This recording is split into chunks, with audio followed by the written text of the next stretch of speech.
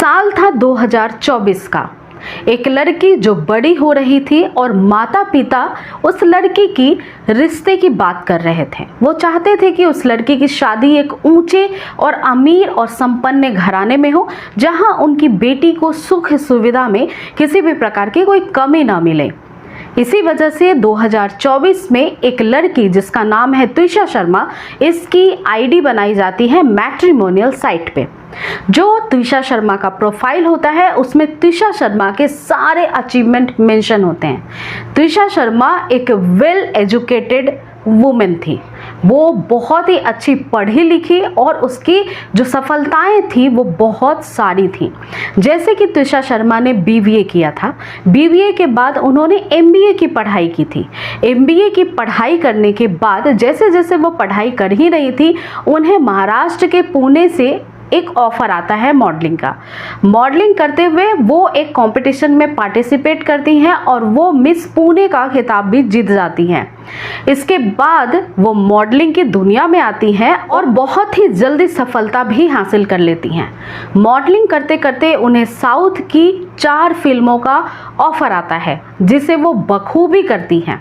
यानी वो मॉडल भी हो जाती हैं और साथ ही जब वो मॉडलिंग करती हैं, साउथ की मूवीज़ में काम करती हैं, तो उनका मन होता है क्यों ना उनकी जो एजुकेशन है उसे और अपग्रेड किया जाए और वो कई सारे ऐसे मल्टीनेशनल्स कंपनी में काम करती हैं जहां पे वो कॉरपोरेट मैनेजर के तौर पे होती हैं।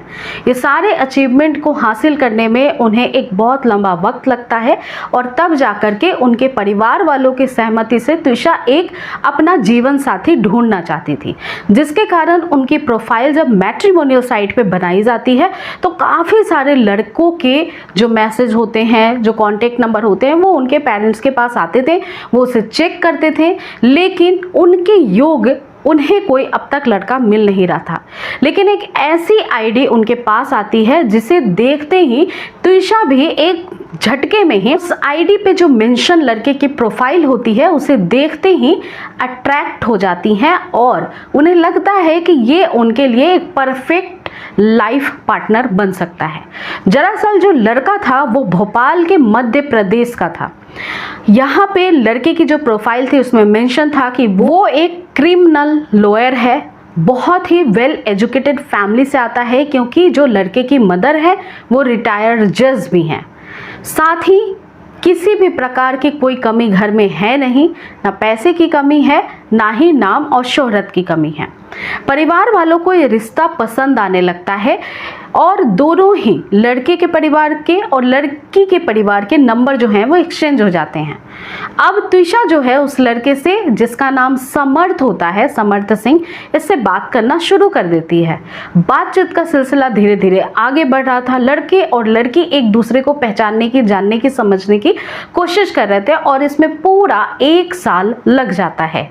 इसके बाद वो दिन आता है जिस दिन त्विषा जो है वो शादी करने के लिए राजी हो जाती है। अब इसके बाद परिवार की सहमति के द्वारा एक डेट फाइनलाइज्ड किया जाता है जो कि 12 दिसंबर 2025 का होता है और इस दिन दोनों की ही शादी हो जाती है। यानी कि अब जो त्विषा शर्मा होती है वो समर्थ सिंह की पत्नी बन जाती है। ये जो शादी होती है, यानी जो रिश्ता पक्का होता है, वो मध्य प्रदेश के भोपाल के कटारा हिल्स के पास ही एक बदमुगालिया नाम का जगह है, वहीं पे होता है और दुल्हन बनकर त्विषा इसी इलाके में मध्य प्रदेश के भोपाल में आ जाती है। धीरे धीरे परिवार वाले भी खुश रहते हैं, त्विषा भी खुश होती है। परिवार में ढलने की कोशिश कर रही थी, नई नवेली दुल्हन थी। कुछ महीने बहुत ही अच्छे बीतते हैं, लेकिन जैसे जैसे साल बदलता है, साल 2026 में फरवरी आते आते अब समर्थ और त्विषा के बीच में कुछ बातों को लेकर मनमुटाव शुरू हो जाता है। रिश्ते कुछ अच्छे नहीं आगे चल रहे थे। कुछ खट्टी मीठी बातें दोनों के बीच में पनपना शुरू हो जाती हैं और त्विषा को कहीं ना कहीं ये सारी बातें बहुत खलने लगती है, जिस वजह से वो अक्सर अपने दोस्तों से बात किया करती थी व्हाट्सएप पे या फिर इंस्टाग्राम के माध्यम से, और अपनी जो है व्यक्तिगत बातें जो है वो भावनाओं के तौर पे साझा भी किया करती थी। ऐसी ही एक त्विषा की दोस्त होती है जो कि त्विषा से 11 मई 2026 को इंस्टाग्राम पे मैसेज के थ्रू बात करती हुई होती है। ये बातचीत जैसे जैसे आगे बढ़ती है वैसे वैसे त्रिशा जो है वो अपने फ्रेंड को मैसेज में अपनी जो आप बीती है, जो एट प्रेजेंट सिचुएशन है, वो बताने की कोशिश करती है और वो एक लाइन मेंशन करती है कि मैं तो फंस गई हूँ, तुम मत फंसना। मैं तो फंस गई हूँ, तुम मत फंसना। और ज़्यादा बात इसके बाद त्रिशा की नहीं हो पाती है क्योंकि उसका पति शायद त्रिशा के कमरे में आ जाता है। इसके बाद जब सहेली पूछती है क्या हुआ है, तब त्रिशा बोलती है ये बात करने का सही समय नहीं है, सही वक्त आने पे मैं तुम्हें और भी कुछ बातें बताऊंगी। इतनी बातें होती हैं और दोस्त जो होती है त्रिशा की, वो थोड़ा परेशान भी होती है कि आखिर माजरा है तो है क्या और क्या परेशानी त्रिशा की ज़िंदगी में चल रही है। वो जानने की कोशिश भी करना चाहती थी लेकिन परिस्थितियां कुछ ऐसी खिलाफ थी कि वो चाह कर भी त्रिशा के मन की बात समझ नहीं पा रही थी या पूछ नहीं पा रही थी। इसके बाद 11 मई का दिन खत्म हो जाता है। 12 मई को लगभग रात को 10:05 पे त्रिशा अपनी माँ से बात कर रही थी। माँ से बात करते करते वो थोड़ी इमोशनल हो जाती है, थोड़ी परेशान सी होती है। माँ उसके परेशानी का कारण पूछती है लेकिन उसी वक्त अचानक से फिर से परिवार का कोई ना कोई मेंबर त्रिशा के आसपास ही होता है, जिस वजह से वो माँ को भी सारी बातें नहीं बता पाती है। लेकिन माँ तो माँ होती है, माँ त्रिशा की परेशानी को मन ही मन समझ रही थी। माँ को ऐसा महसूस हो रहा था कि उसकी बेटी हो ना हो किसी न किसी परेशानी में है। त्रिशा हालचाल पूछती है, कुछ कहना चाह ही रही थी लेकिन कह नहीं पाती है, कॉल कट जाता है। इधर माँ सोच रही थी कि अचानक से कॉल क्यों कट गया। वो फिर से कॉल करने की कोशिश करती है लेकिन त्रिशा का नंबर नहीं लगता है। इसके बाद 10:20 पे ससुराल के परिवार के एक सदस्य के द्वारा त्रिशा के पेरेंट्स को कॉल किया जाता है। कॉल करके ये बताया जाता है कि उनकी बेटी को अचानक सांस लेने में दिक्कत हो रही थी, जिसकी वजह से हम उसे हॉस्पिटल ले जा रहे हैं। अब जैसे ही त्रिशा के जो पेरेंट होते हैं, जो उत्तर प्रदेश के नोएडा में रहते थे, यहाँ से वो सीधे त्रिशा शर्मा के पास पहुंचने के लिए आनन फानन में निकल जाते हैं। जैसे ही वो अपने घर से निकलते हैं, मन में बहुत सारे सवाल थे। वो कॉल कर रहे थे त्रिशा को, त्रिशा के फैमिली मेंबर्स को, लेकिन कोई कॉल रिसीव कर रहा था, कोई नहीं कर रहा था, कोई ठीक से जवाब दे रहा था, कोई नहीं दे रहा था। लेकिन अचानक ही उन्हें पता चलता है कि उनकी बेटी अब इस दुनिया में नहीं रही, यानी उसकी जीवन लीला समाप्त हो गई है। और ये कैसे हुई है ये कोई ठीक से बता नहीं रहा था। माता पिता काफ़ी घबरा जाते हैं, परेशान हो जाते हैं। वो सीधे पहुंच जाते हैं अब भोपाल, जो कि मध्य प्रदेश में है, त्रिशा के उस घर पे जहां वो दुल्हन बन के आई थी। जब उसके पेरेंट त्रिशा को ढूंढते हुए हॉस्पिटल तक पहुंचते हैं और अपनी बच्ची को इस हालत में देखते हैं, तब उनके सर पे एक मुसीबतों का पहाड़ टूट पड़ता है। माँ चीखती है, चिल्लाती है, रोती है और अपने आप को कोसती भी है कि शायद उन्होंने पहले अपनी बेटी की आप बीती क्यों नहीं समझ ली, क्यों नहीं उससे बात कर लिया। शायद उनकी बेटी आज जिंदा होती, बच जाती। माता पिता का ये भी कहना था कि शादी जब हुई थी तब वो इतनी लाव लश्कर के साथ हुई थी क्योंकि त्रिशा एक बहुत बड़े रसूखदार घराने में जा रही थी। इसकी वजह से माता पिता ने लड़की की कोई कमी नहीं रखी थी, चाहे वो घर हो, चाहे वो शादी का खर्चा हो, चाहे वो ससुराल वाले की खुशामदों में कोई कमी ना होने पाए, ऐसा उन्होंने पूरा ध्यान रखा था। लेकिन फिर भी जब शादी के महज 5 महीने बाद उनकी बेटी इस दुनिया में है ही नहीं, ऐसा सुनकर उन्हें सदमा सा लग जाता है। लेकिन फिर भी माता पिता अपने मन को कठोर करते हैं, मजबूत करते हैं और सीधे पहुंच जाते हैं भोपाल में थाने पे, जो त्रिशा के घर के नज़दीक ससुराल वालों के थाना लगता था। वहां जा करके वो FIR दर्ज कराना चाह रहे थे, लेकिन FIR दर्ज उस समय नहीं होती है, ये सोचकर क्योंकि जिसके खिलाफ उन्हें मुकदमा दर्ज कराना था वो एक बहुत रसूखदार घराना है। क्योंकि जो लड़का है वो खुद भी क्रिमिनल लॉयर है, जो उसकी माँ है वो रिटायर्ड जज है और हाल फिलहाल जो जिला उपभोक्ता होता है उस फोरम में बेंच नंबर 2 की वो सदस्य भी हैं। इस तरह के जब पुलिस के सामने केस आते हैं और माता पिता की बातें रखी जाती है तो वहां पे आनाकानी की जाती है और तुरंत ही आनन फानन में एफआईआर दर्ज नहीं होता है। फिर परिवार के अन्य सदस्य जो रिश्तेदार थे वो भी इतने वक्त में भोपाल मध्य प्रदेश पहुंच जाते हैं और पूरे माता पिता के साथ उसके परिवार वाले अब मुख्यमंत्री आवास जो मध्य प्रदेश के भोपाल में ही है वहां सामने जाकर के बैठकर धरना प्रदर्शन करना शुरू कर देते हैं।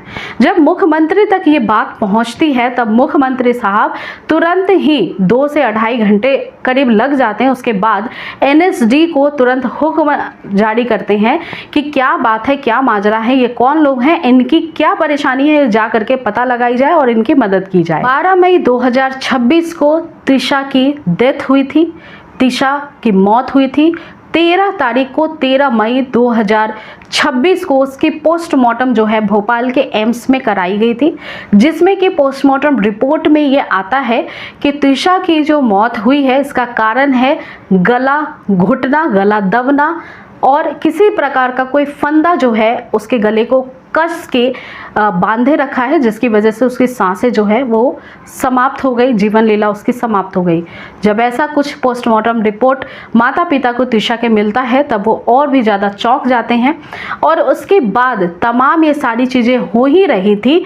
17 मई 2026 आ जाता है और 17 तारीख को ही मुख्यमंत्री इस सारे मामले को एनएसडी के द्वारा संज्ञान में लेते हैं और तुरंत ही नज़दीकी पुलिस थाने को सूचना दी जाती है, जिसके बाद त्रिशा के माता पिता की कंप्लेंट जो होती है, एफआईआर जो होती है वो दर्ज होती है सामर्थ्य सिंह के खिलाफ और उसकी माता जी जो कि रिटायर्ड जज हैं उनके खिलाफ। ससुराल वाले कुछ और भी लोगों के नाम इसमें शामिल होते हैं।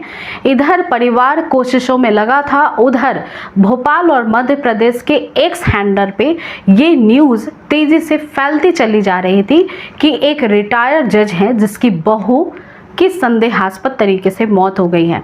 धीरे धीरे ये न्यूज़ वायरल होने लगता है, तब जाकर के प्रशासन पे जब प्रेशर पड़ता है उसके बाद एफआईआर दर्ज होता है और आगे की कार्रवाई की जाती है। इधर एफआईआर दर्ज होता है, उधर सामर्थ्य सिंह जो है वो लापता हो जाते हैं। उनकी जो माँ है जो रिटायर्ड जज हैं वो तुरंत ही अग्रिम जमानत के लिए अप्लाई करती हैं। इसमें कुछ उन्होंने आरोप भी लगाए अपनी बहू के ऊपर। उन्होंने कहा कि जब रिश्ते की बात हो रही थी उनके बेटे की मर्जी से हो रही थी, लड़के को लड़की पसंद थी। त्रिशा का नेचर भी बहुत अच्छा था क्योंकि जब वो घर आती थी वो काफ़ी सारे रिचुअल्स को फॉलो करती थी, लेकिन धीरे धीरे मैरिज के बाद उसने कई सारे ऐसे काम किए जो दिखावटी लगते थे। इसके साथ ही त्रिशा मॉडलिंग में अपना करियर बनाना चाहती थी, जिसकी वजह से वो एक बार शादी के कुछ ही महीनों के बाद प्रेग्नेंट भी हो गई थी, जिसके बाद मेडिसिन के द्वारा उन्होंने जो बेबी था उसको हटवा भी लिया था। जो बात ससुराल वालों को बिल्कुल भी गवारा नहीं गुजरी थी। ये व्यवहार उनका बिल्कुल भी उनकी सास को और पति को अच्छा नहीं लगा था। जिस वक्त त्रिशा की मौत हुई है उस वक्त भी वो 2 महीने की प्रेग्नेंट थी। ससुराल वालों का ये आरोप है कि त्रिशा जो है वो मां नहीं बनना चाहती थी क्योंकि वो मॉडलिंग के क्षेत्र में अपना करियर सेट करना चाहती थी। इसके साथ ही सास ने ये भी आरोप लगाया कि त्रिशा जो है वो नशे की आदी थी। इस वजह से अगर उन्हें नशा नहीं मिलता था वो परेशान होने लगती थी।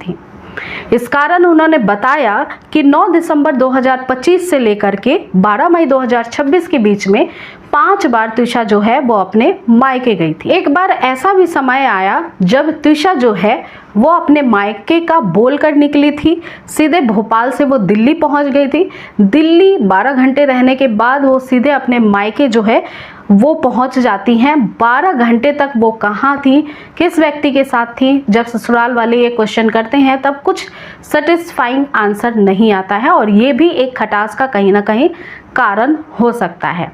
इसके साथ ही ये पूरा जो मामला है ये एसआईटी अब ठीक तरह से जांचने की कोशिश कर रही है क्योंकि अग्रिम जमानत जो है वो सास को मिल चुका है, रिटायर्ड जज को मिल चुका है। इसके साथ ही जो सास के लगाए गए आरोप हैं और उधर जो त्रिशा के माता पिता के लगाए गए आरोप हैं, इनमें से किसके आरोप सही हैं किसके गलत है, ये पूरा प्रकरण अभी जांच के दायरे में है। लेकिन ये कहानी अपने आप में बहुत झकझोर देने वाली हैं, क्योंकि माता पिता कहीं ना कहीं ये जरूर आरोप लगा रहे हैं कि ये दहेज के मामले भी हो सकते हैं, ये दहेज की तरफ भी इशारा कर रहा है, जिसमें एक वेल एजुकेटेड ब्यूटीफुल बहुत ही सुंदर लड़की की जान चली गई। और केवल इस वजह से क्योंकि जो सामने ससुराल के लोग हैं वो रसूखदार हैं, केस को ठीक तरीके से इन्वेस्टिगेट नहीं किया जा रहा है। वजह से जब मुख्यमंत्री तक ये बात पहुंचती है तो परिवार वालों से जब मुलाकात होती है मुख्यमंत्री की, तब जाकर के परिवार वाले कुछ अपने पॉइंट्स को रखते हैं, जिनमें से सबसे पहला पॉइंट ये है कि त्विषा की जो पोस्टमार्टम हुई है उससे माता पिता सेटिस्फाइड नहीं है। वो चाहते हैं कि दिल्ली एम्स में त्विषा की दोबारा से पोस्टमार्टम कराई जाए। इसके साथ ही वो चाहते हैं कि भोपाल में जो FIR हुआ है उसे उत्तर प्रदेश के त्विषा के पेरेंट का जहाँ पे घर है वहाँ पे ट्रांसफ़र कर दिया जाए, ताकि उन्हें ये केस लड़ने में आसानी हो। और तत्कालीन रूप से ससुराल वाले पक्ष के जितने भी मेंबर का FIR में नाम है, साथ ही समर्थ सिंह जो त्विषा का पति था उसे भी तुरंत अरेस्ट किया जाए। अब ये जो पूरा प्रकरण है वो SIT जांच करके आगे जो भी रिपोर्ट है वो जरूर इस केस में आने वाले कुछ समय में अपडेट करने वाली है। आज की कहानी यहीं तक थी। इस कहानी को सुनाने का मेरा मकसद किसी भी व्यक्ति की भावनाओं को ठेस पहुंचाना नहीं था। मैं जो भी कहानी आप सभी को सुनाती हूं वो इसी वजह से, ताकि आप जागरूक रहें, सचेत रहें, अपने आप को सुरक्षित रखें। तो दोस्तों, अगली मुलाकात होगी नई कहानी के साथ। तब तक आप खुश रहें और स्वस्थ रहें। धन्यवाद।